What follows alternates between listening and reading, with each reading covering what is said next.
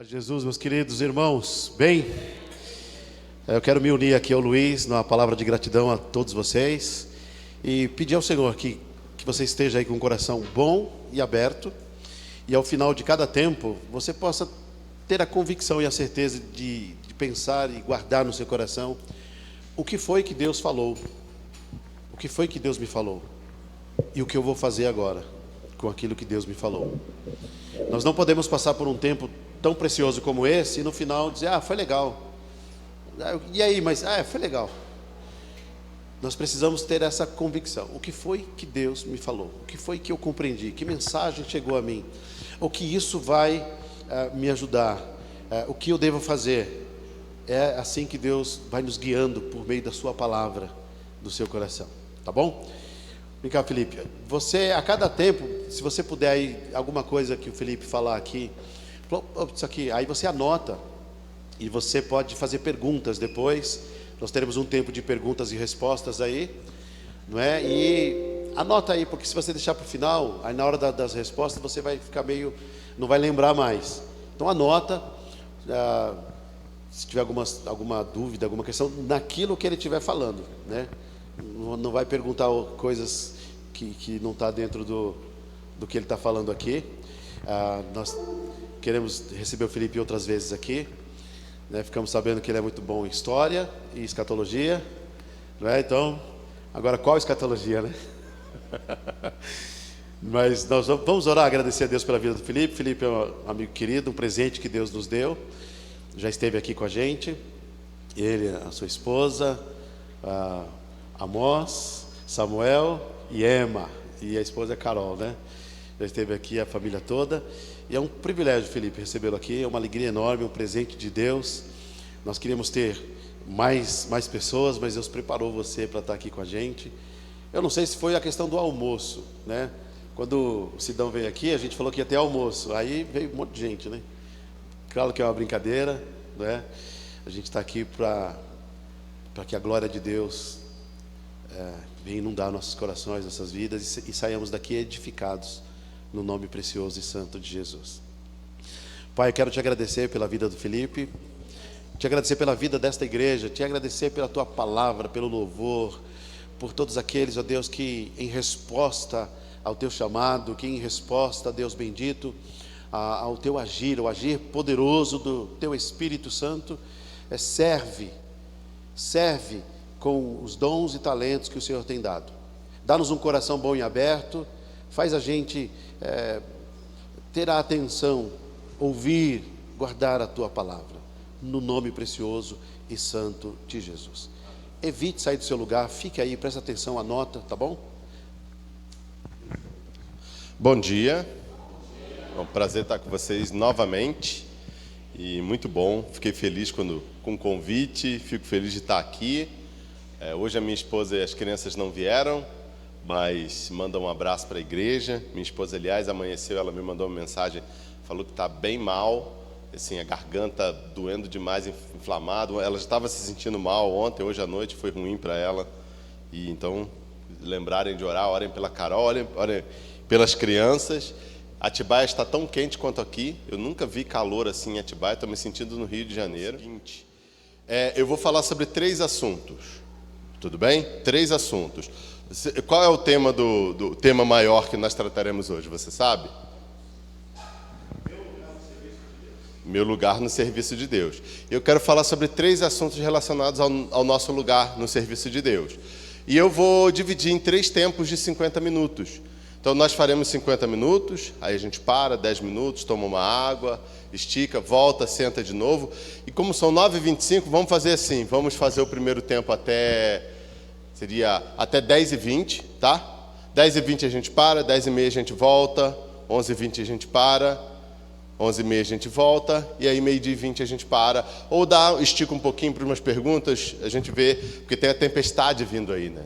Ninguém pode ficar preso na igreja e eu não posso ficar preso em São Bernardo. Imagina, ter que não poder voltar para casa, mas vai dar tudo certo. Então, o meu lugar no serviço de Deus. Eu queria começar, eles vão projetar lá ainda, eu queria começar dizendo com uma definição já. Isso. uma definição sobre o ministério. Ministério também serviço, né? Diaconia. Então, uma definição. Pode passar para o segundo slide para a gente. Essa definição, eu gosto muito desse autor, Warren Wiersbe. Ele é um pastor americano, já falecido. Ele tem várias obras dele publicadas no Brasil, vários livros dele publicados no Brasil.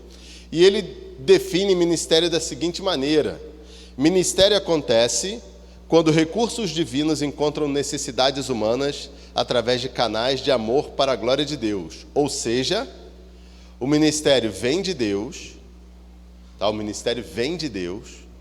O ministério é feito por pessoas, não são anjos. Anjos têm o ministério deles, né? Mas pessoas têm o ministério delas. Então, o ministério é feito por pessoas. O ministério é feito para pessoas. Então, quando nós servimos o outro, e o ministério traz glória a Deus. Então, o ministério acontece quando recursos divinos encontram necessidades humanas através de canais de amor para a glória de Deus. Então, os recursos vêm de Deus, eles encontram necessidades humanas, nós somos os canais do amor de Deus, e tudo isso para a glória dele. Certo? Isso é o serviço. Nesse sentido, Paulo fala lá em Atos capítulo 17, no discurso dele lá em Atenas, no Areópago, que Deus não é servido por mãos humanas. Nós não podemos servir a Deus no sentido de dar alguma coisa a Ele, mas nós servimos a Deus transmitindo alguma coisa ao outro. E aí nós temos algumas palavras no Novo Testamento que estão relacionadas ao nosso serviço, estão relacionadas ao ministério. E tem 4 palavrinhas que vão aparecer no próximo slide aí. São as seguintes: liturgel, diáconos, deixa eu virar aqui porque eu não consigo ver lá, doulos e uma combinação lá no final. Então, o que significa liturgel? Liturgel, de onde se origina a palavra liturgia.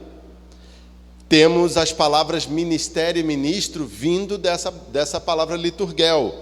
E elas se relacionam à pessoa oficialmente encarregada para uma função. Então, diante de Deus, nós temos uma liturgia. Nós somos encarregados por Deus de levar alguma coisa às pessoas. A segunda palavra ali, diáconos.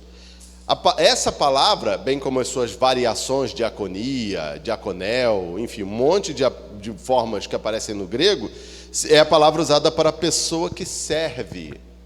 Então, nós temos um ministério dado por Deus, e o ministério é de servir. Nesse sentido, nós somos diáconos. Todos nós, quando estamos trabalhando para Deus, nós estamos servindo, somos servos. E aí vem uma terceira palavra, que é a palavra doulos. É a palavra daquele mundo da Bíblia para se referir ao escravo. Então, o escravo, doulos, escravo. Então, nós somos escravos de Jesus. Escravos não nesse sentido que nós temos aí da escravidão no nosso país, que foi uma coisa cruel e tudo mais, mas estamos ligados a Ele, somos patrimônio de Jesus, pertencemos a Jesus. E nós estamos a serviço dele. Então, liturgel, ou seja, ministramos, diáconos, servindo, doulos, porque somos servos ligados a Jesus Cristo. E quando nós combinamos as palavras diáconos e doulos, chegamos a uma ideia única, que é o ministério cristão significa serviço. Serviço. Todos os cristãos são chamados a servir a Deus e uns aos outros. Todos os cristãos são chamados para servir a Deus, servindo uns aos outros. Então, nós servimos a Deus ao servirmos pessoas. Em 1 Pedro 2,16, Pedro fala o seguinte, 1 Pedro 2,16, ele diz assim: como pessoas livres que são, não usem a liberdade como desculpa para fazer o mal. Pelo contrário, vivam como servos de Deus. Nós somos pessoas livres em Jesus da escravidão do pecado. mas por termos sido livres da escravidão do pecado, nós estamos ligados a Jesus Cristo como servos dele. Então nós temos que fazer uso da nossa liberdade para servir ao Senhor, não para servir nossos próprios interesses, não para servir as nossas próprias paixões, não para servir os nossos próprios desejos, mas para servir a outros. E quem está em posição de liderança na igreja está, na verdade, em uma posição de serviço. Se você é um líder na igreja, ou se você está caminhando para se tornar um líder na igreja, lembre-se que você terá uma liturgia que envolve serviço, pelo simples fato de você ser um servo ligado a Jesus, livre do poder do pecado e da morte, mas ligado a Jesus pela vida. Então, servir é consequência da nossa fé em Jesus Cristo, pois o serviço é uma forma visível de revelar um coração que crê. Se você crê em Jesus, você revela a sua fé por meio do serviço. Servir a Deus é servir as pessoas. E esse ministério, ele tem, para o nosso serviço, nós temos vários recursos. Deus nos dotou, nos deu vários recursos para nós servirmos a Ele. E não precisa ser ordenado nem nada, precisa simplesmente começar a servir.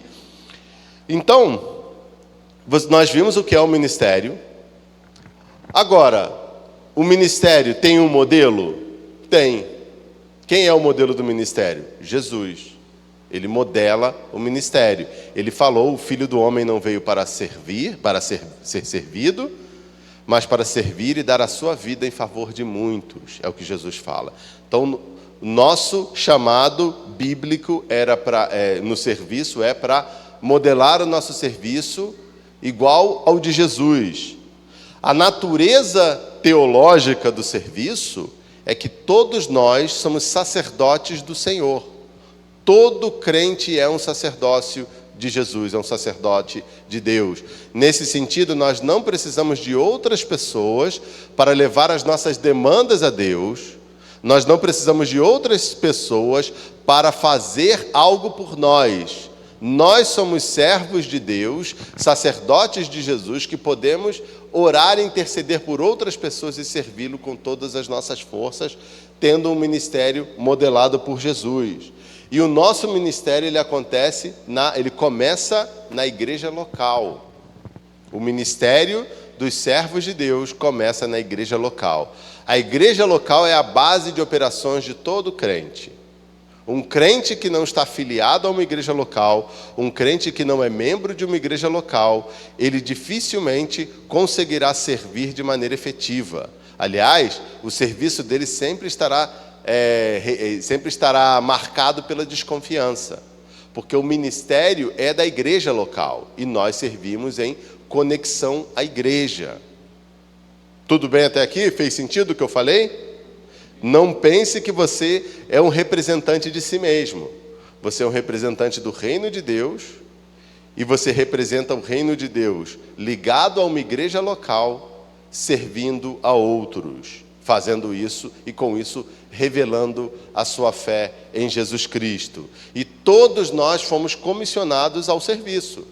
Lembra que Jesus fala: ide por todo mundo, pregar o evangelho a toda criatura, batizando-os em nome do Pai, do Filho e do Espírito Santo, e ensinando-vos a guardar tudo o que vos tenho dito, e eis que estou convosco todos os dias, até a consumação dos séculos. Isso está lá em Mateus 28, no final do evangelho de Mateus. Isso aparece também em Marcos, aparece em Lucas. O comissionamento, Jesus nos comissionou a servir. Ele nos manda servir. Ele nos coloca no caminho do serviço. Certo? Tudo bem? Então, agora que nós sabemos, temos uma noção do que é o ministério, ele é serviço. Vimos um pouquinho, brevemente, as palavras relacionadas ao ministério. Eu falei que o modelo do ministério é Jesus, que todos nós somos sacerdotes dele, que o nosso ministério começa na igreja local. Um detalhe sobre isso, né? Eu acho muito importante. Todo crente está ligado a uma igreja local. Eu estou aqui com a camisa da Palavra da Vida. Eu sou missionário da Palavra da Vida. Eu sou professor do Seminário Bíblico Palavra da Vida. Quando eu estou aqui, eu estou representando a Palavra da Vida. Certo? Mas a Palavra da Vida não é a minha igreja. Eu sou membro da Igreja Evangélica Maracanã, lá em Atibaia. Eu sou presbítero na igreja, ou seja, sou um dos líderes da minha igreja, e eu também represento. O meu serviço parte de lá. Se eu não fosse membro de uma igreja, eu não poderia ser missionário da Palavra da Vida. E não poderia estar aqui servindo vocês nessa manhã. Então está tudo conectado. Tudo conectado. Agora que nós vimos esses detalhes, aí sim eu vou começar a falar sobre o primeiro tema dessa manhã. Eu quero falar com vocês essa manhã sobre a fonte de poder do ministério. Porque eu falei para vocês que tudo vem de Deus, né? Deus nos dá, Deus nos enriquece, Deus nos dá esse ministério, Deus nos chama para esse ministério.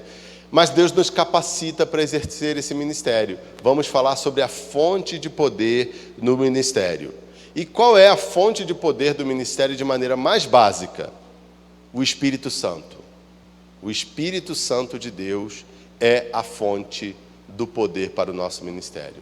Nós dependemos da presença do Espírito Santo em nossa vida para poder ministrar. Nós não ministramos pelas nossas próprias forças. Semana passada eu estive em uma igreja em Valinhos, uma igreja parceira do nosso ministério, e eu fui almoçar com uma família, com um grupo da igreja, o pessoal lá do departamento de missões, e tinha uma senhora que ela não é nova convertida, já deve ter ela se converteu, acho que durante a pandemia. É uma nova convertida, né? Se converteu durante a pandemia.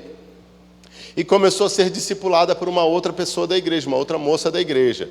E nós estávamos conversando, e essa moça que discipulou, a nova convertida, falou assim: você lembra lá no começo, uma vez que nós sentamos para estudar sobre o Espírito Santo, e eu explicando para você, e você falou assim: eu acho que o Espírito Santo não habita em mim, não. Eu acho que eu não tenho Espírito Santo, não. Você está falando aí, mas isso não é uma coisa que está acontecendo na minha vida. Aí a moça perguntou: vem cá, quem você acha que moveu o coração do seu pai quando você falou de Jesus para ele?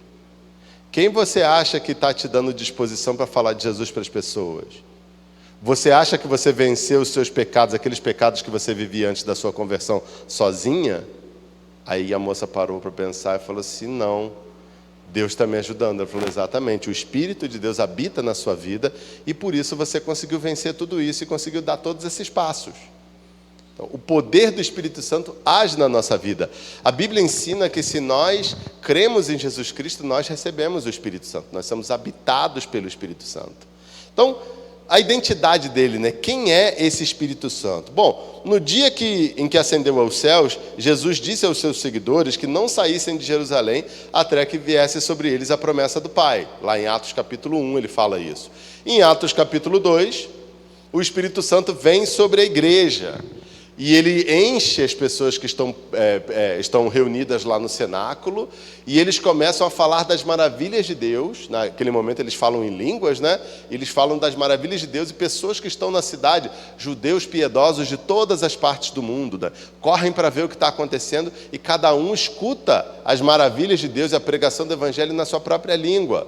E naquele dia Pedro se levanta, faz um discurso, movido pelo poder do Espírito, e 3.000 pessoas se convertem.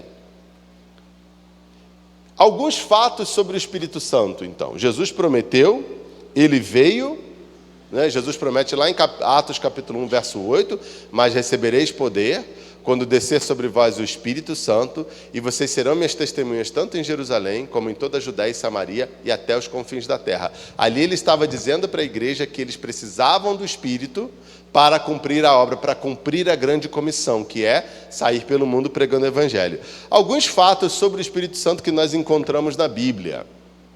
Bom, o Espírito Santo é uma pessoa. Gente, ele é uma pessoa. Ele não é uma energia ou uma coisa.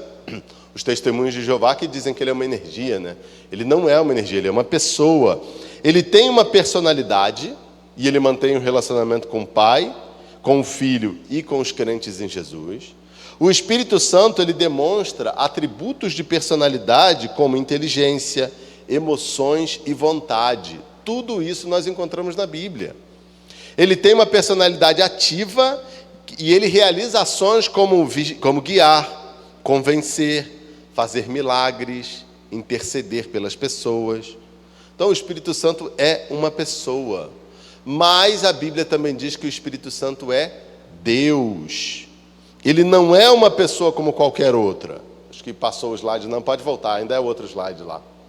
Isso, ainda é isso aí. Então, o Espírito Santo é Deus, ele não é uma pessoa como qualquer outra, ele é um membro da Trindade, Pai, Filho e Espírito Santo, o que o faz dele uma pessoa única e especial ao mesmo tempo.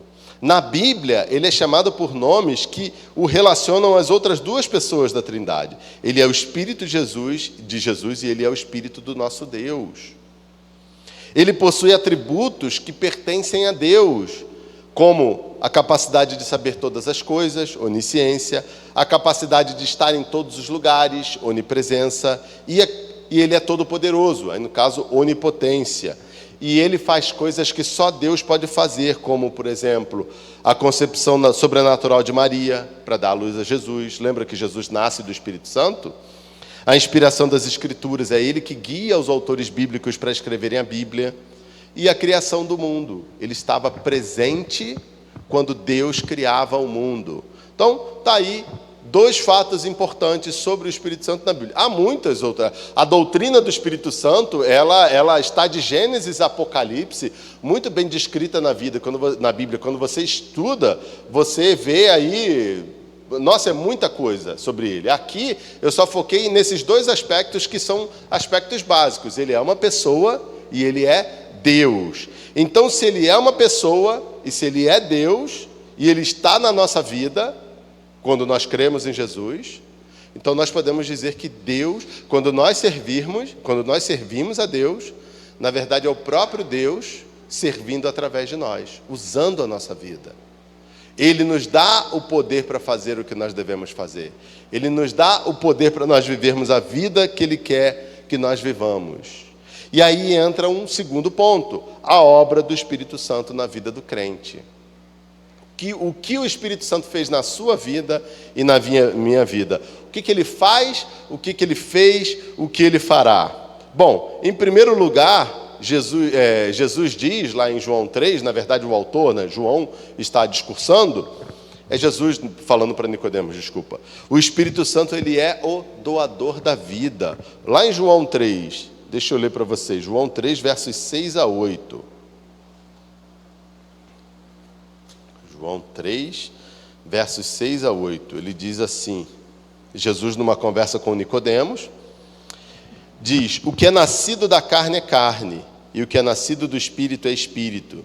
Não fique admirado por eu dizer, vocês precisam nascer de novo. O vento sopra onde quer. Você ouve o barulho que ele faz, mas não sabe de onde ele vem, nem para onde vai. Assim é todo o que é nascido do Espírito. Então, o Espírito Santo é o doador da vida.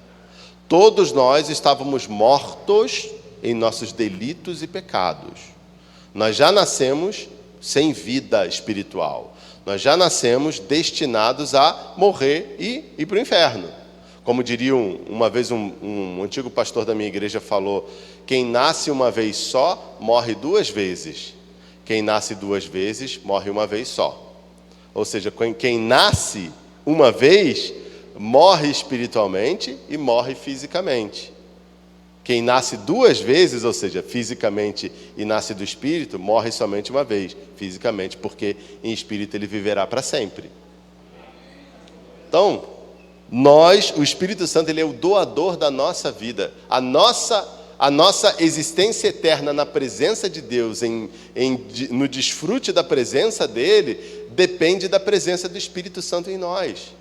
Nós estávamos mortos. Quando ele vem sobre a nossa vida, ele nos ressuscita, ele é o sopro que faz com que nós vivamos na presença de Deus.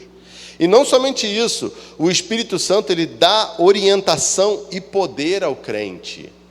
Foi Jesus quem disse isso. Jesus chama o Espírito Santo lá em João 15 de Paráclitos, aquele que caminha ao lado, é como se fosse um advogado, um guia. Um Paráclitos era alguém chamado para se colocar ao lado de outra pessoa. Geralmente se aplicava a um advogado, mas não a qualquer advogado. Tecnicamente, o Paráclitos era o advogado da família que tinha um contrato permanente com aquela família, ou seja, era a pessoa que defendia aquela família em todos os momentos. Sempre que um problema surgia, o Paráclitos estava de plantão para vir imediatamente e prestar assistência. O mesmo acontece em nosso relacionamento com o Espírito Santo. Somos parte da família de Deus, da qual o advogado é o próprio Espírito Santo. Ele está sempre presente para se colocar ao nosso lado e nos ajudar em tempos difíceis. Mais do que isso, a obra do Espírito Santo suplementa a obra de Cristo. Cristo foi o primeiro Paráclito, foi o primeiro que se colocou ao nosso lado para nos mostrar o caminho da vida, que veio nos fortalecer por sua morte expiatória. Hoje, a capacitação para vivermos a vida para a qual Cristo nos chamou vem por meio do Espírito Santo. Então, a sua vida com Deus depende da presença do Espírito Santo na sua vida. Se você recebeu a Jesus, você recebeu o Espírito. E o Espírito te capacita a viver a vida para Deus. Então, ele é o doador da vida e ele dá orientação ao crente. O Espírito Santo também santifica o crente. O que é santificar? Santificar é separar. Então, o Espírito Santo nos separa desse mundo. Existem dois aspectos da santificação. Então, dois aspectos. Pensa numa moeda que tem cara e coroa. É uma moeda só com duas faces. A santificação, ela tem duas faces também. Uma face nós chamamos em teologia de santificação posicional. O que isso quer dizer? Quando nós aceitamos Jesus, Deus nos separa desse mundo, certo? Ele nos santifica, nós não somos mais parte desse mundo. O outro aspecto é a santificação prática, que é o outro lado da moeda. Mas, enquanto andamos nesse mundo, enquanto andamos nesse corpo, nós temos que lutar com o poder do Espírito Santo para vencermos o pecado. Essa é a santificação prática. Nós já somos santos diante de Deus, porque somos separados desse mundo, mas nós também nos santificamos, ou seja, praticamos a piedade e andamos conforme o nosso chamado no dia a dia, e é o Espírito Santo que nos capacita a isso, ele santifica o crente. E por fim, o Espírito Santo ilumina o crente. O Espírito Santo ilumina o crente. Se você abrir a sua Bíblia lá em 1 Coríntios capítulo 2, verso 10, 1 Coríntios 2, 10, você vai ver o seguinte: Deus, porém, revelou isso a nós por meio do Espírito Santo, porque o Espírito sonda todas as coisas, até mesmo as profundezas de Deus. Deus é um ser profundo, tão profundo que nós não conseguimos descrevê-lo. A Bíblia revela Deus para nós na medida que nós podemos compreender. Deus revelou na Bíblia tudo aquilo que era necessário para a nossa compreensão. Só que tem um detalhe: Deus é infinito. Deus é profundo. E como é que você sabe o que vai no coração de Deus? Como uma pessoa pode saber o que agrada ou o que desagrada a Deus? Como uma pessoa pode andar em comunhão com Deus? Por meio do Espírito Santo. Você precisa do Espírito Santo para andar em comunhão com o Senhor. Você precisa do Espírito Santo para saber o que Deus quer. Iluminação aqui, a ideia é mais ou menos, a sua mente está alerta às coisas de Deus. Quando te chamam para fazer alguma coisa, quando te propõem alguma coisa e você diz não, isso não agrada a Deus, é o Espírito trabalhando na sua vida. Iluminar é você ler a palavra, você estuda a palavra que foi inspirada pelo Espírito Santo. E quando você encontra situações da sua vida, você se toca: eu não devo ir por esse caminho, eu devo ir por aquele caminho. Por quê? Porque o Espírito Santo ilumina. Acende aquela lâmpada. Às vezes você está em dúvida em relação a alguma coisa, você está buscando saber a vontade de Deus, você está precisando tomar uma decisão, e você coloca aquilo em oração, aí você jejua, você conversa com pessoas, você pede conselho, e de repente, quando está na hora de você tomar a decisão, dá um plim, você sabe a decisão que deve tomar. Por quê? É o Espírito Santo de Deus iluminando a sua mente. Então, o Espírito Santo, ele é o doador da vida, ele dá orientação e poder ao crente, ele santifica o crente e ele ilumina a mente do crente. Agora vem um outro aspecto da presença do Espírito na nossa vida. Uma questão que nós chamamos de plenitude do Espírito. a relação entre a plenitude do Espírito e o ministério do crente. Então, no Novo Testamento, nós encontramos uma ordem interessante dada por Paulo, lá em Efésios 5,18. Não vos embriagueis com vinho, onde há dissolução, mas enchei-vos do Espírito. Ou seja, nós devemos ser cheios do Espírito. Isso é uma ordem, é um imperativo lá do apóstolo Paulo. Encher do Espírito é chegar à plenitude do Espírito. E a plenitude do Espírito Santo é uma experiência diferente do batismo com o Espírito Santo, tá bom? Uma experiência diferente com o batismo com o Espírito Santo. E aqui entra aquela questão da nomenclatura. Existem parte dos crentes que são pentecostais e parte dos crentes que não são pentecostais.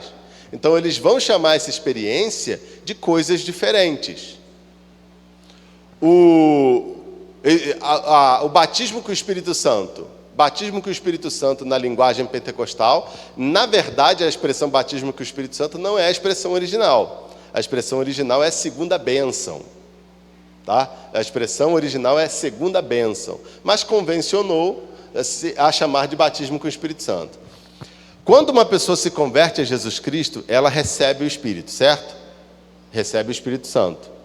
Agora, é possível, depois que uma pessoa se converter, ela ter experiências sobrenaturais com o Espírito Santo que vão mudar tudo na vida dela?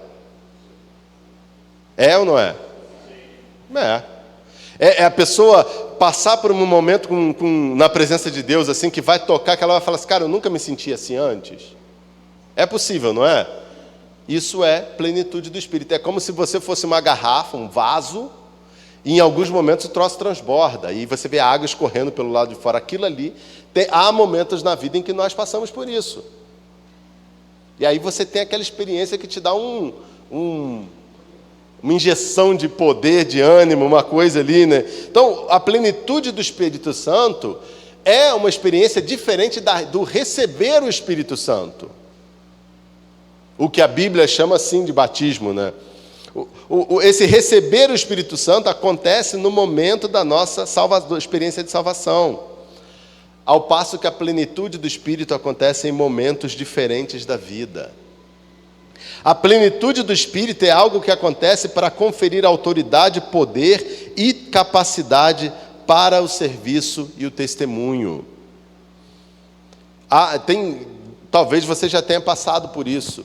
Aquele momento da vida em que é difícil, está difícil, cara, com as minhas forças eu não vou conseguir vencer isso, e de repente você entra num modo diferente, parece que a conexão muda para 5G, né? E você fica mais alerta e você consegue vencer aquilo, você percebe que tem alguma coisa dentro de você te carregando, te empurrando, te dando capacidade. Isso é o Espírito Santo. A plenitude do Espírito ocorre, isso aqui é importante, em função do serviço, a fim de conferir poder e autoridade para o serviço. A plenitude do Espírito Santo não ocorre para o nosso próprio, para nossa paixão, ou porque a gente quer ter uma experiência. Gente, plenitude, desculpa a linguagem, mas plenitude do Espírito Santo não é como ficar tomado por uma experiência, por exemplo, com droga. Por que a pessoa busca a droga? Porque ela quer sentir aquela sensação diferente ali, né? Eu nunca usei droga, graças a Deus, esse foi um pecado que não veio sobre a minha vida, mas conheço muitos que fazem uso, que já fizeram ou que fazem uso de drogas. E as pessoas ficam escravizadas àquilo. Elas querem ter a experiência. Não precisa nem tão longe. Eu estava lendo que tem gente que gosta de pular de paraquedas, né? De fazer skydiving, aquele salto lá que uns vão com uma coisa no pé, outros vão, aí eles rodam, fazem várias vezes. Sabia que depois de algumas vezes aquilo já não tem mais efeito nenhum sobre a pessoa? A adrenalina que aquilo produziu no primeiro, no segundo, no terceiro salto já não. O cara que é instrutor de skydiving, para ele é só um trabalho, porque aquilo não preenche mais.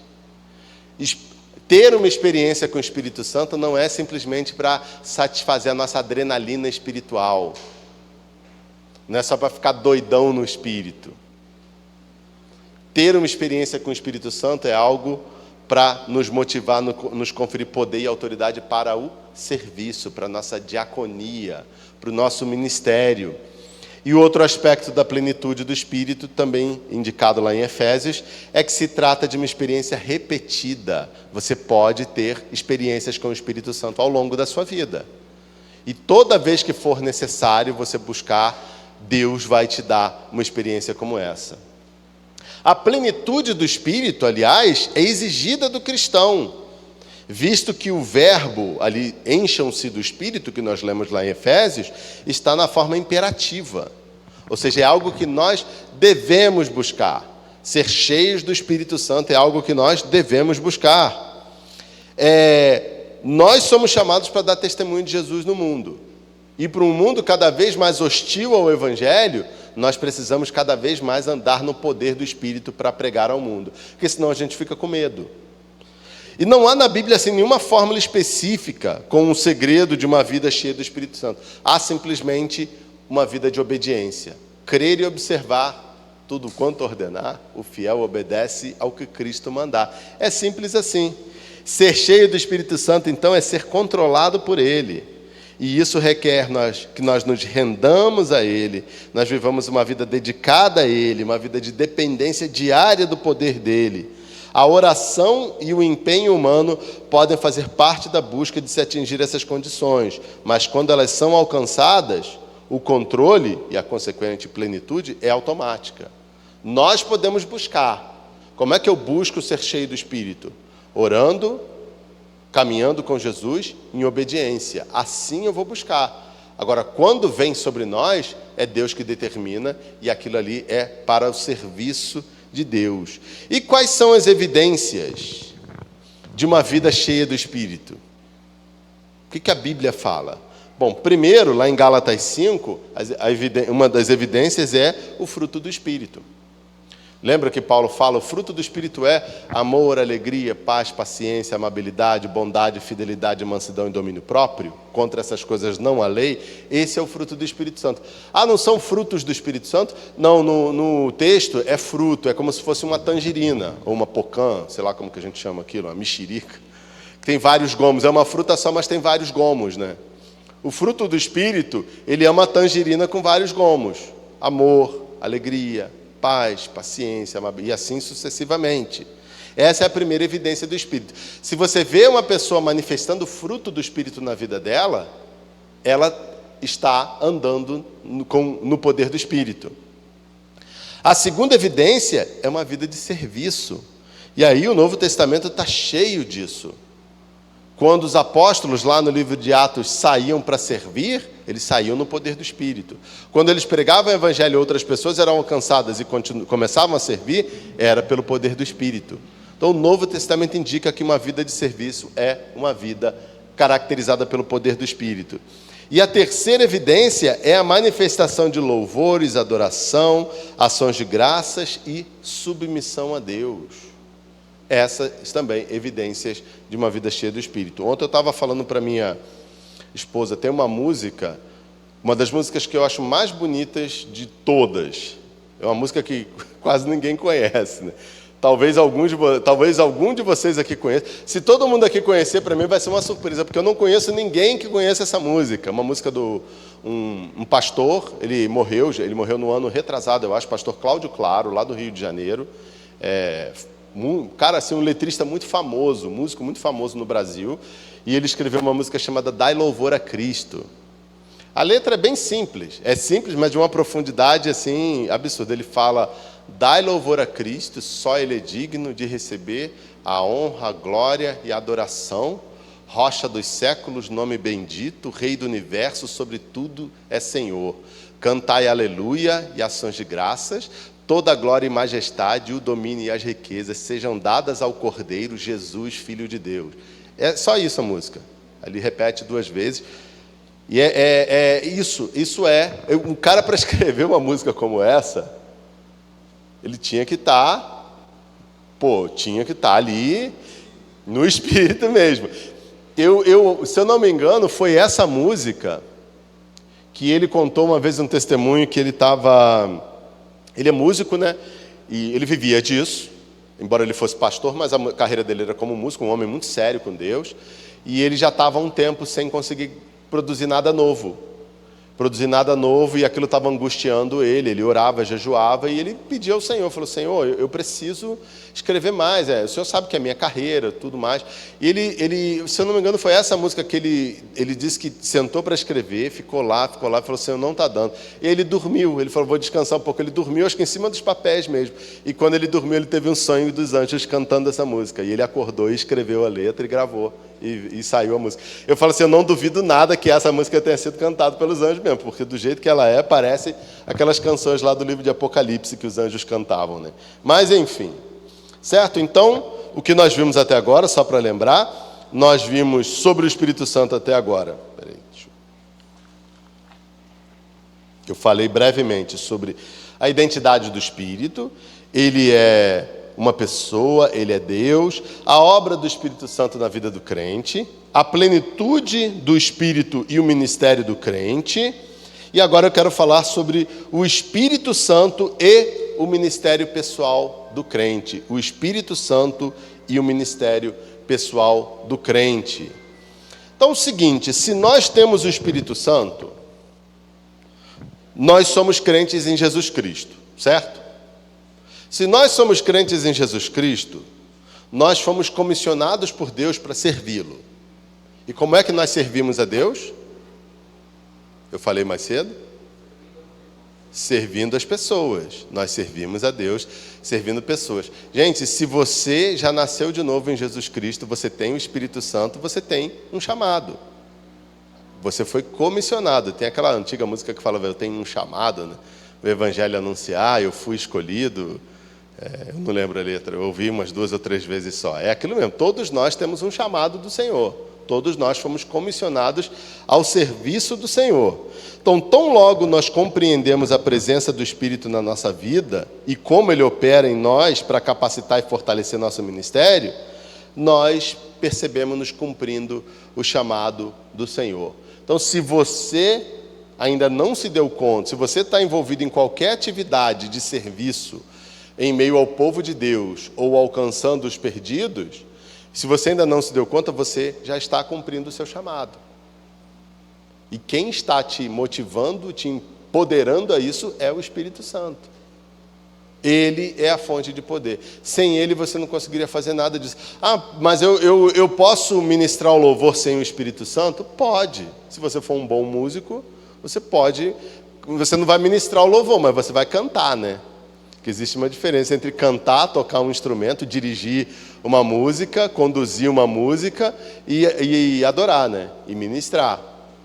Só uma pessoa que tem o Espírito Santo poderá ministrar o louvor. Só uma pessoa que tem o Espírito Santo poderá conduzir a igreja na adoração por meio da música. Uma pessoa que não tem o Espírito Santo, ela vai simplesmente fazer uma apresentação musical.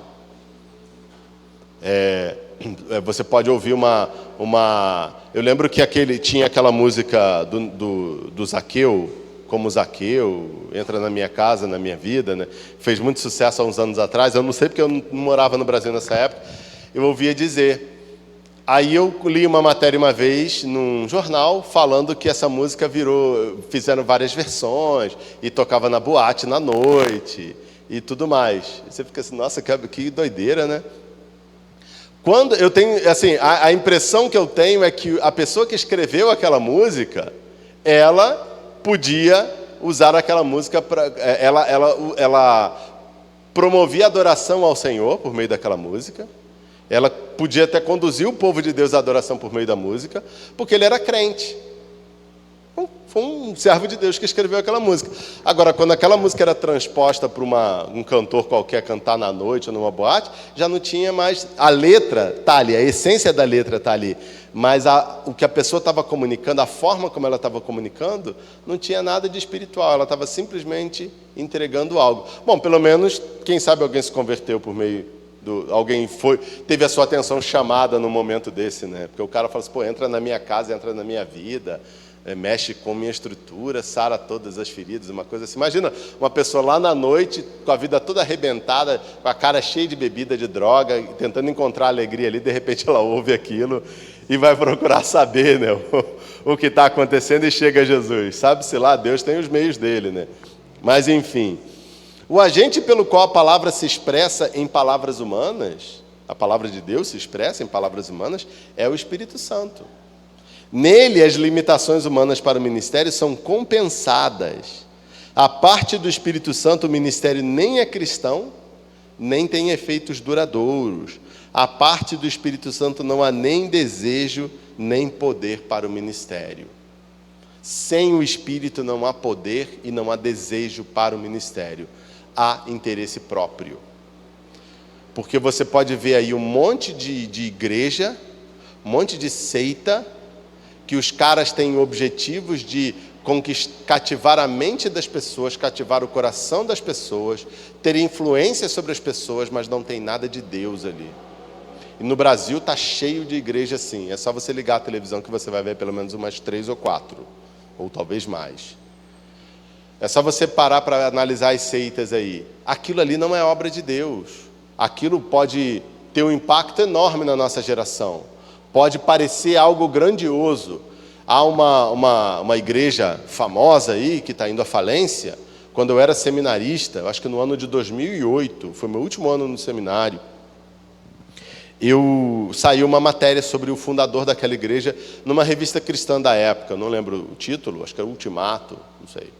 E falando, louvando, não era Ultimato, louvando o cara e tal, e falando, e testemunhos e tudo mais. Aí você olha assim, eu li a matéria, parecia mais do mesmo, mais do que as outras igrejas, as outras seitas estavam fazendo.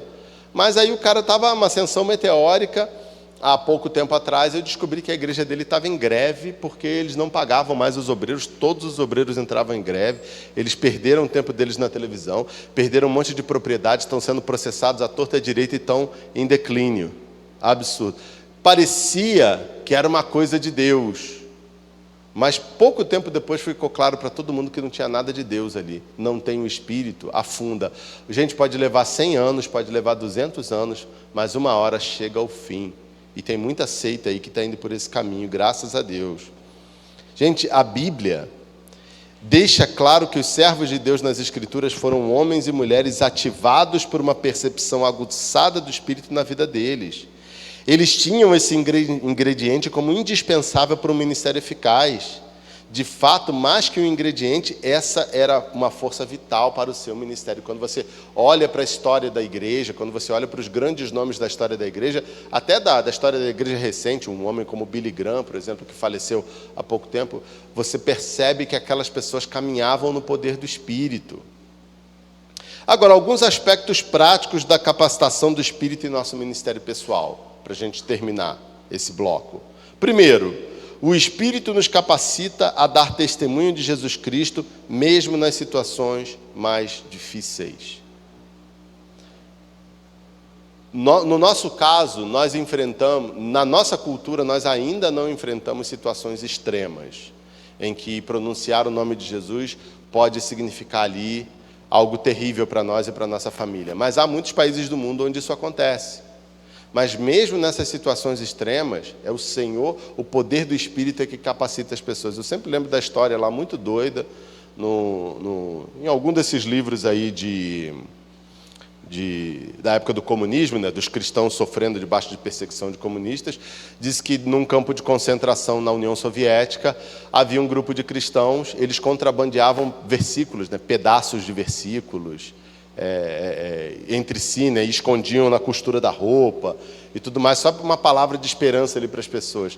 Certa vez um soldado chegou a um grupo que estava próximo, um dos outros, eles eram crentes, o soldado chegou e pediu uma cópia das Escrituras, pediu alguma coisa. Daí, eu sei que vocês têm, eu preciso, me mostra aí que eu quero ver. Aí eles morrendo de medo, e o cara, não, me mostra, pode me mostrar, eu quero muito saber o que vocês leem aí e tal. E eles com medo falam assim, isso é armação, né? A gente vai entregar aqui, ele vai... Mas um deles, apavorado, começou a se sentir incomodado, pegou o que ele tinha na costura da roupa e deu um pedaço de um versículo, mas estava tão desgastado, que versículo, eu nem lembro que versículo era, que dizia simplesmente, e disse Deus a Jeremias. Aí ele puxou, olhou, falou assim, agora eu vou morrer, né? E disse Deus a Jeremias, não tinha nada ali. entregou o soldado leu, foi embora. Depois eles descobriram que o soldado se converteu por meio daquela pequena palavra. Por quê?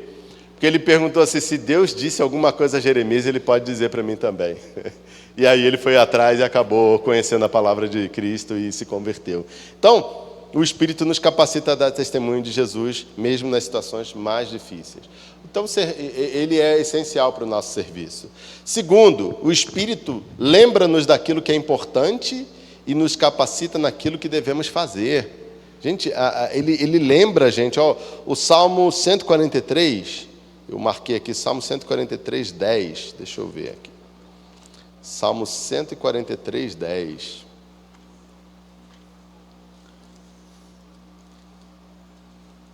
Diz assim: ensina-me a fazer a tua vontade, pois tu és o meu Deus, que o teu bom espírito me guie por terreno plano. Então, ele nos lembra daquilo que é importante e nos capacita a fazer aquilo que devemos fazer. Tem horas que a gente não quer obedecer, não é? Tem horas que a gente não quer fazer nada, não quer falar para uma pessoa, não quer. Eu tive uma experiência essa semana. Lá no seminário, nós somos... Todos os missionários, eles ficam responsáveis por um grupo de alunos. Então, nós caminhamos com aquele grupo de alunos ao longo do ano, ao longo do curso deles, como se nós fôssemos a família, somos orientadores daquele grupo de alunos. Tinha uma menina no meu grupo, esse ano, que é o primeiro ano dela. E a minha esposa que orienta ela, eu observo. Então, quando nós estamos reunidos nas nossas atividades, uma das funções que nós temos é de observar todos os alunos. Está observando, ver como eles interagem uns com os outros, como eles servem, o que eles falam. Então, a gente está sempre ligado nesse modo ali, observação, igual o pai com o filho, né? E eu vi uma série de coisas acontecendo ao longo do ano. Murmuração, críticas duríssimas em relação a algumas pessoas e situações. E essa semana aconteceu algo que ficou muito evidente, eu acabei tendo que chamar a atenção dela em público, por algo que ela fez. E eu fui conversar com ela pessoalmente ontem, na presença da chefe do setor feminino lá, e eu desafiei ela a mudar. Eu trouxe uma lista de coisas que eu observei ao longo do ano na vida dela e que eu acho que ela pode trabalhar para melhorar para o ano que vem. Eu não queria fazer aquilo. Gente, eu não queria fazer aquilo. Se eu não tivesse feito, ninguém ia ficar sabendo. Meu chefe não ia ficar sabendo, a escola não ia ficar sabendo, ninguém ia ficar sabendo. Mas eu passei a semana, eu já estou há um tempo incomodado com isso, e essa semana isso cresceu, e aquela convicção, eu não posso perder essa oportunidade. Vai ser a última semana que eu vou ter a chance de sentar com ela, porque daqui a 2 semanas eles vão embora, que terminam as aulas, eles vão viajar para os estágios dele. Eu tenho certeza que aí no final da conversa ela agradeceu, ela falou que ela percebeu vários elementos lá, agradeceu e saiu de boa lá e desafiada a dar passos para melhorar no ano que vem. Então, eu tenho certeza que foi o próprio Espírito de Deus que me capacitou a fazer aquilo. Não é uma coisa que vem natural para mim. Eu não gosto de me meter na vida dos outros. Eu não gosto de me meter na vida dos outros. E eu sou uma pessoa muito na minha, assim, muito reclusa em casa. Eu gosto de ficar com a minha família dentro da minha casa, mas eu sou um servo de Deus. Eu estou numa função onde eu preciso fazer isso. E eu preciso do poder do Espírito para fazer esse tipo de coisa. O Espírito nos capacita a ir o mais longe possível para alcançar as pessoas com o Evangelho. Jesus falou, né? Vocês receberão poder quando descer sobre vós o Espírito Santo, e vocês serão minhas testemunhas tanto em Jerusalém, como em toda a Judéia e Samaria, e até os confins da terra. Gente, o Espírito Santo capacitou os apóstolos, capacitou os primeiros cristãos, capacitou a igreja ao longo da história a ir o mais longe possível para pregar o Evangelho. Eu tenho umas coisas assim... Gente, eu fui missionário na Hungria, no leste europeu. Quando eu fui para a Hungria, todo mundo achava engraçado, porque eles não conheciam ninguém que tinha ido para a Hungria.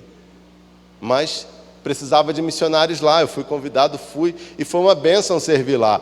Mas se você me perguntar, por que você foi para a Hungria? Porque eu fui convidado. Não tinha nada para mim lá. Eu queria, na verdade, ir para a República Tcheca, sempre foi o meu desejo, né? Mas eu acabei indo para a Hungria. E servi lá durante 7 anos, e foram 7 anos maravilhosos, e trouxe um presente de lá, minha filha, ela nasceu na Hungria, e é uma bênção. O Espírito Santo nos capacita a ir mais longe para alcançar pessoas com o Evangelho. Outro aspecto prático: o Espírito nos fortalece para mortificarmos nossos desejos pecaminosos e exibir o caráter de Cristo em nosso ministério. Sabe como você consegue servir a Deus, mesmo quando as pessoas são rudes com você, ou quando as pessoas não querem o seu serviço? Porque o Espírito te dá capacidade para isso. Tem hora que dá vontade tipo, a pessoa não quer saber, não quer saber.